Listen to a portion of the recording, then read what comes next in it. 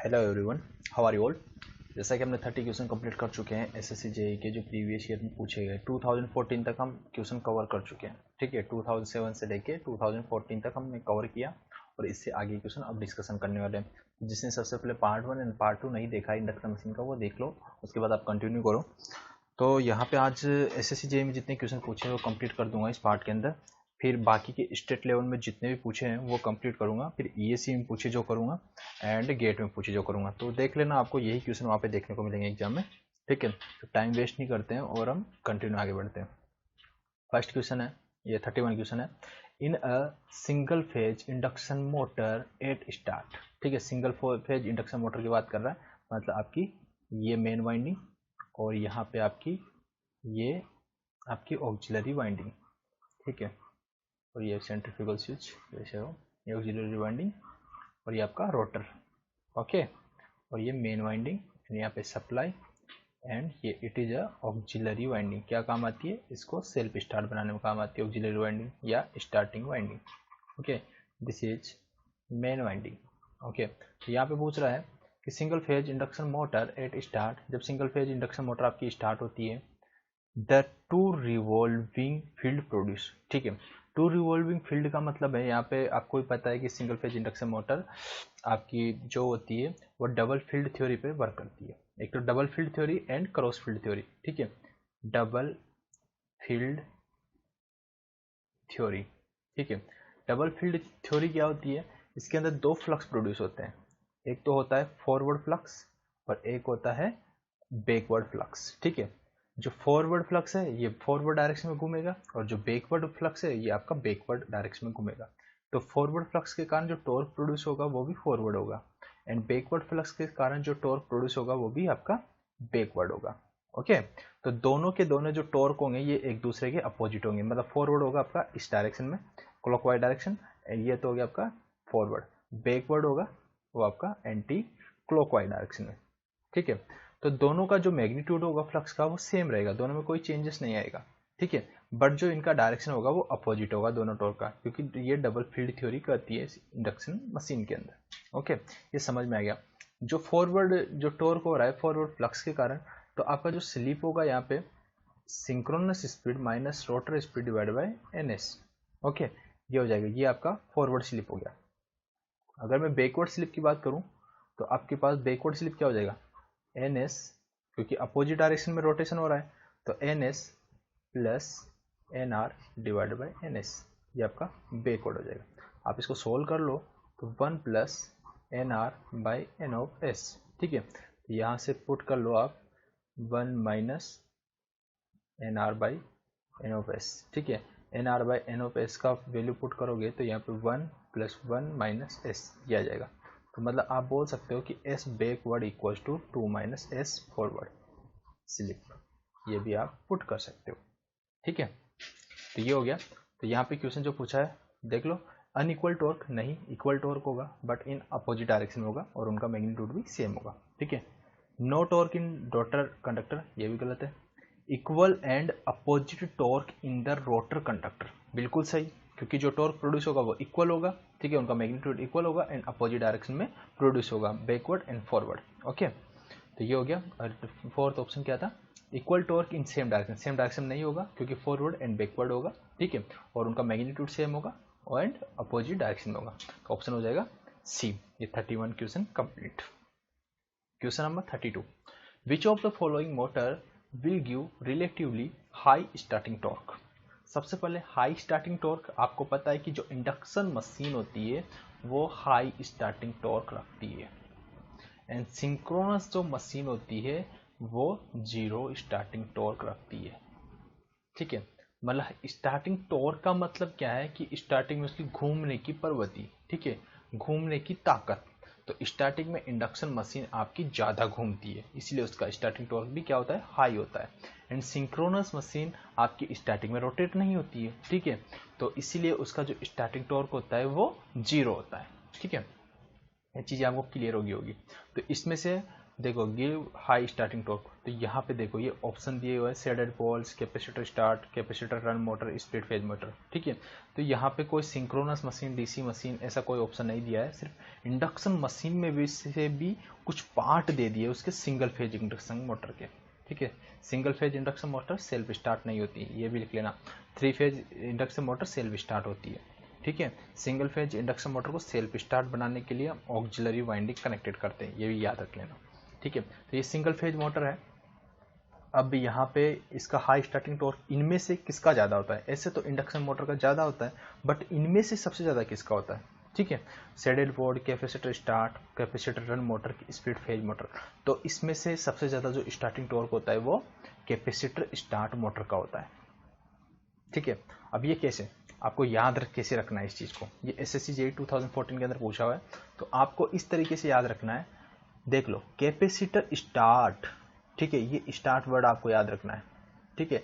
Start मतलब high starting, मतलब high starting, सबसे ज्यादा घूमने की ताकत स्टार्टिंग में, ठीक है। स्टार्ट से याद रखो, कहीं पे भी स्टार्ट वर्ड आ रहा है, रन आ रहा है, स्प्लिट फेज आ रहा है, पोल आ रहा है, ठीक है, यहाँ कहीं पे भी स्टार्ट नहीं आ रहा, जहाँ पे मतलब स्टार्ट का मतलब याद रखना है इसको, ठीक है। तो मतलब हाई स्टार्ट, ठीक है, इस तरीके से आपको याद रखना है, दिमाग में रिमाइंडर करना है, ठीक है। तो हाई स्टार्टिंग टॉर्क किसका होता है? कैपेसिटर स्टार्ट मोटर का। यहाँ पे कैपेसिटर रन मोटर भी है, लेकिन आपको देखना क्या है, स्टार्ट, ठीक है, हाई स्टार्ट, ओके। तो उसी का स्टार्टिंग टॉर्क ज्यादा होता है, तो इस तरीके से आपको याद रखना है, ओके। नेक्स्ट क्वेश्चन, यहाँ पे तो आपको ऑप्शन बता ही दिया, ऑप्शन कौन सा हो जाएगा? B, clear.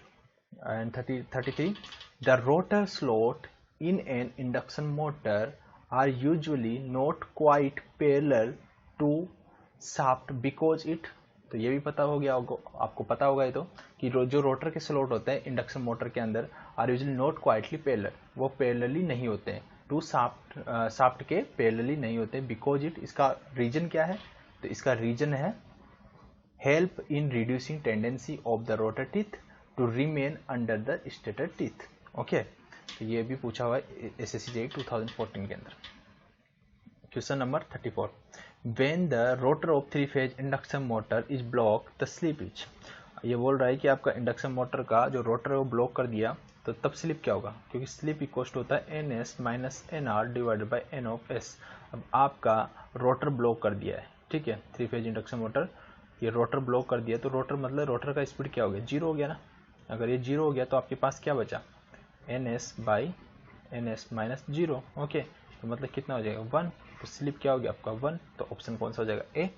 तो ये भी SSC JEE 2014 के अंदर पूछा हुआ क्वेश्चन है, ठीक है। 35 question complete. And next question 35, 34 तो कंप्लीट हो गया ना अपना।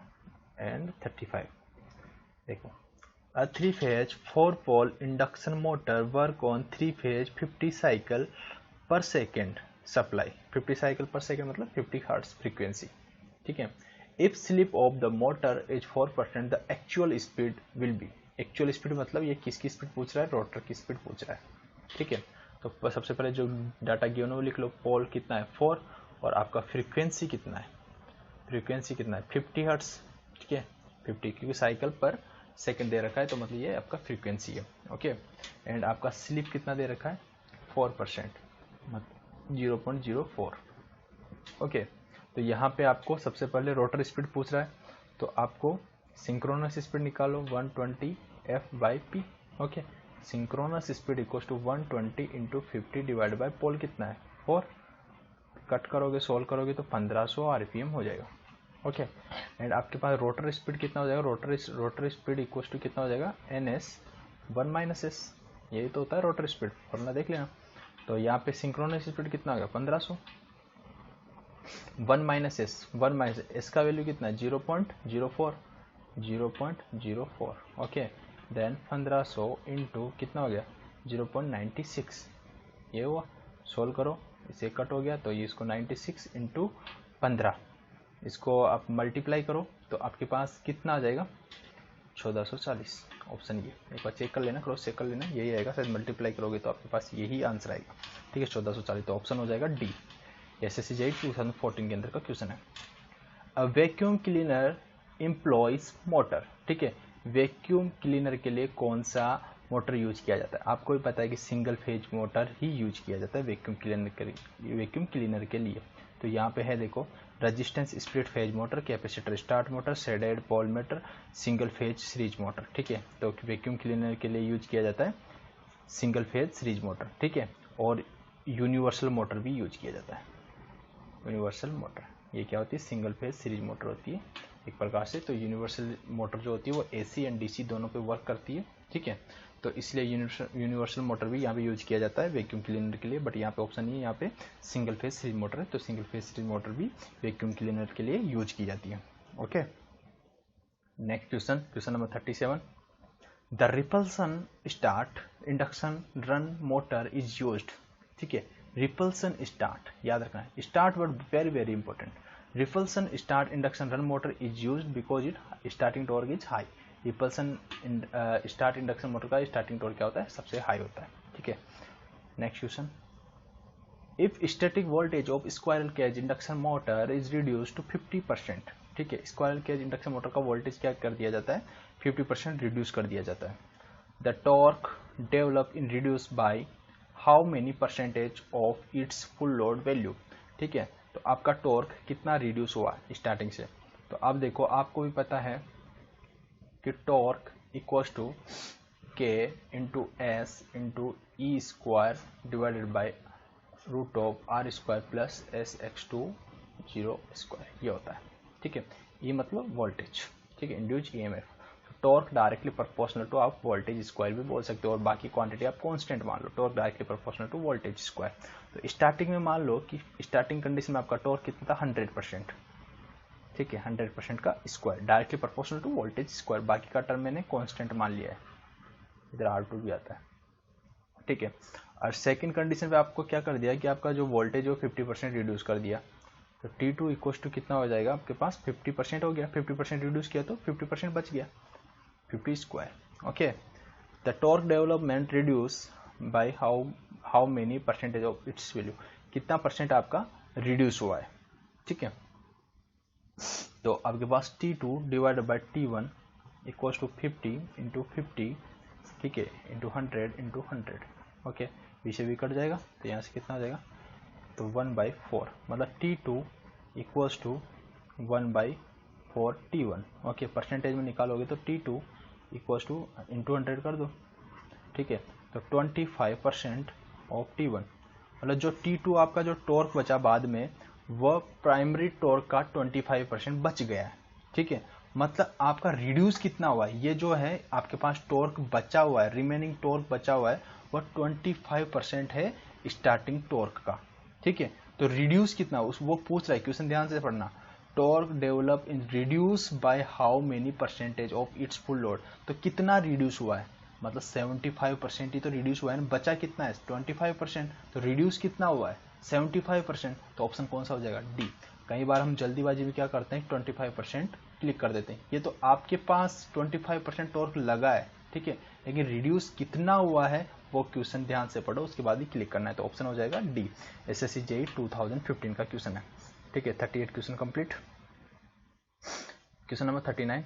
The purpose of starting winding is single phase induction motor. Starting winding क्या काम करती है, मोटर को सेल्फ स्टार्ट बनाने में काम करती है, और रोटेटिंग फ्लक्स प्रोड्यूस करने में काम आती है, यही तो काम है इसका स्टार्टिंग वाइंडिंग का। ऑक्सिलरी वाइंडिंग भी बोलो या स्टार्टिंग वाइंडिंग बोलो। तो produce rotating flux in conjugation with the main winding, बिल्कुल सही, करेक्ट। ओके, ये भी SSC JEE 2015 के अंदर पूछा है। नेक्स्ट क्वेश्चन है, an 8 pole bound rotor induction motor operating on 60 hertz. ठीक है, सबसे पहले जो गिवन है वो लिख के जाओ, पोल इक्वल्स टू 8, ठीक है, फ्रीक्वेंसी इक्वल्स टू 60 हर्ट्ज। ठीक है, ड्राइव एट 1800 RPM, मतलब आपके पास रोटर का स्पीड जो है वो 1800 RPM है। Okay, by prime mover in the opposite direction of revolving magnetic field, opposite direction में रोटेशन हो रहा है, तो frequency of the rotor current, ठीक है, फ्रीक्वेंसी कितना हो जाएगा, तो अपोजिट, क्योंकि एक तो आपके पास फॉरवर्ड स्लिप होता है, एक बैकवर्ड स्लिप, एक तो फॉरवर्ड स्लिप होता है, एक बैकवर्ड स्लिप होता है।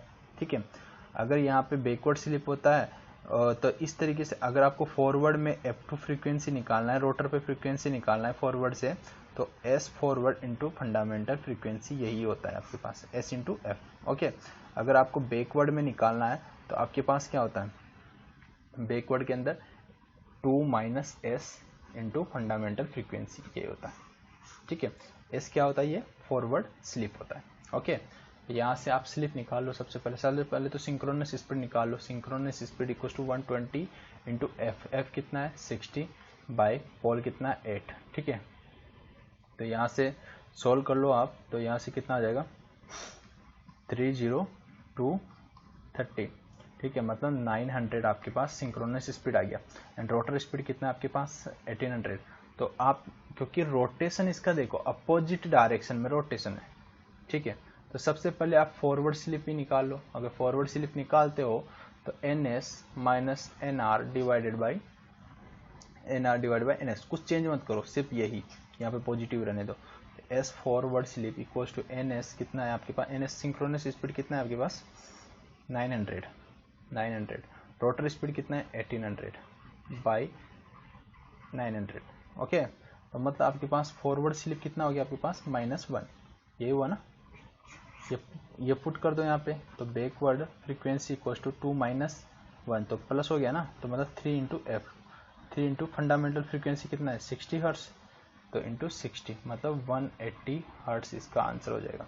ठीक है, तो ऑप्शन कौन सा हो जाएगा, सी।